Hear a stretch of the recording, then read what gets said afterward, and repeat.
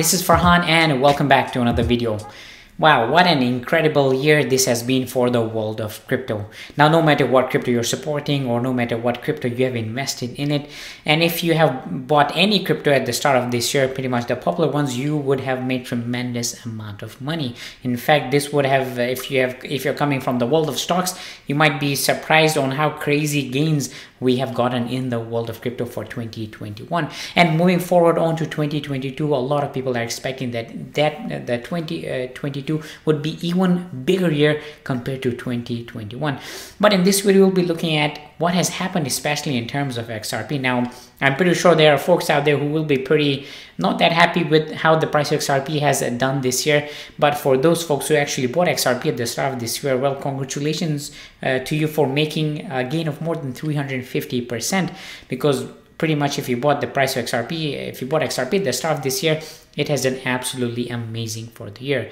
And in today's video, we'll be looking forward and also looking at the past year, especially related to this lawsuit and some very important updates coming from this lawsuit. But before going on to those details, a word from the sponsor of today's video. Thanks to the folks over at Excudo who have been kind enough to sponsor today's video. Excudo is a multi-currency payment ecosystem which had a turnover of over more than $250 million in 2021. It features 600 ways to convert crypto and fiat with very good fixed rates, which is quite a lot. Basically, they have crypto acquiring for merchants, a blockchain messenger with built-in crypto purchases and transfers, and 0% in-app fees. The platform uses the proprietary EON blockchain and will become fully decentralized by 2023. They have quite a lot of and very interesting products which they offer. The first one is called FinTap. FinTap is a versatile multi-currency wallet that runs on top of the EON blockchain and allows users to transact with both digital and fiat assets. FinTap supports conversions 600 plus currency pairs, which, as I mentioned again, which is quite a lot. They can do fiat deposit withdrawals, secure instant messaging, invoicing, donations, in-chat payment requests, and quite a lot. The next they have is something called a multi-crypto acquiring. It is basically a processing gateway that allows online merchants to receive payments in crypto and fiat via the OTC exchange core. They have their own over-the-counter exchange, which is very, very interesting. Next, they also have their own SDK, which is a software development kit, which allows developers to interact with their blockchain technology, which is again very interesting. Not only that, they also have something called a white label. White label is basically anybody can launch their own brand under the Excudo's products. This is something very interesting. And now for those folks who want to know more details related to this, I will be linking all the details in the description box below, so go ahead and do check it out. Having said this, I do want to remind you guys that investments in the world of crypto can be very risky, and always do your own due diligence. December 22nd, 2020 was the day when the SEC filed the lawsuit against Ripple, and very shortly after that, the price of XRP pretty much tanked all over the world in almost every single exchange out there. And obviously the major reason was the SEC going after Ripple, but another major and a very critical reason why the price of XRP tanked was a lot of crypto exchanges started delisting XRP from their platform, and because of this, a lot of people panic sold and the price of XRP dropped massively. Something around of $15 to $20 billion worth of market cap was lost from XRP, and very rightfully so. A lot of investors out there were very, very unhappy.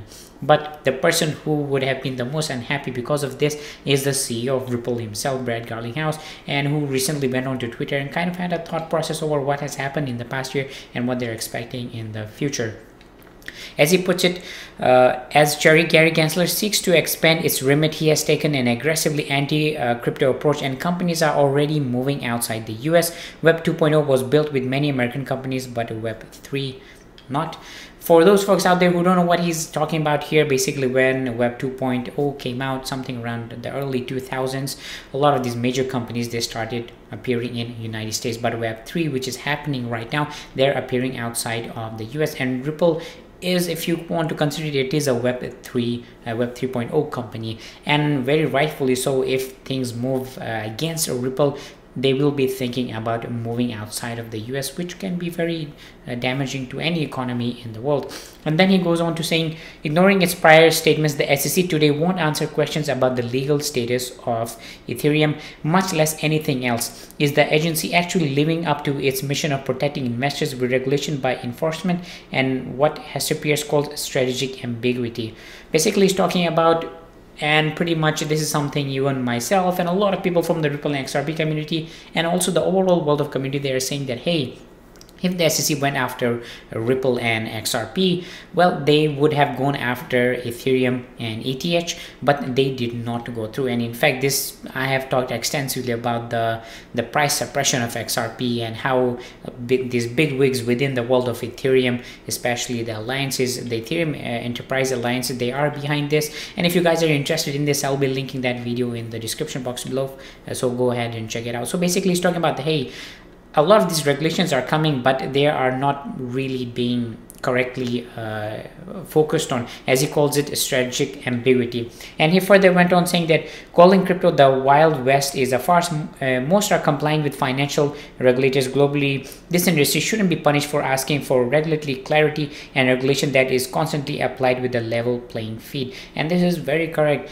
Everybody, and in fact Ripple, for many years they had been asking for clarity within this crypto space, because this was something completely new, and a lot of people, and especially a lot of companies out there, they didn't want it to be, hey, we are building something, but years down the road we don't want to get sued by the SEC because what we are doing currently, we don't know if it's legal or not. And this is exactly what happened to Ripple, and very rightfully so. I can truly understand why Ripple has been in such a defensive position, and also very rightfully so. The case which Ripple is building against the SEC, it is growing stronger and stronger. Now moving forward, we have a very important letter, and in fact Crypto Law, they were able to get their hands on this after many months of trying, something like 6-7 months of trying.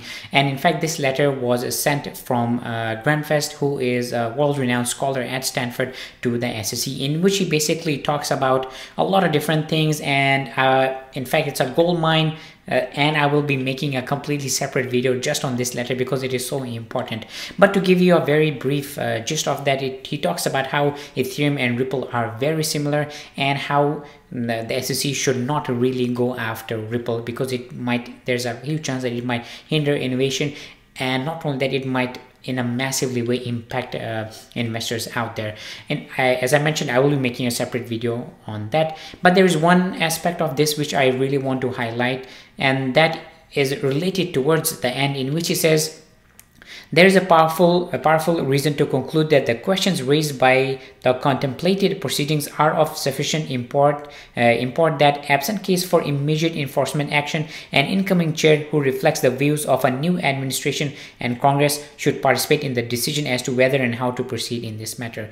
Basically here he was talking about and as you guys know that the previous chairman, Jay Clayton, who filed this lawsuit against Ripple on the last day of his job. And in fact, this letter was sent to the SEC before the filing of the lawsuit was sent last year. And this is basically saying that, hey, do not do anything, do not go after Ripple, just wait for the new administration to come in, wait for the new chairman to come in, and then go for it. So why go after a company in which you almost have no interest in seeing the end of that? And that is basically sums up the entire lawsuit, why so many people within the Ripple and XRP community are very unhappy with this, because it represents a huge disadvantage to them, and because of this, because of the lawsuit, the investment took a massive hit. Well guys, that was the video for today. A lot of really interesting videos I have planned out for the upcoming year, which I'm very sure that you're going to be enjoying, and it's going to be very beneficial for you and very informative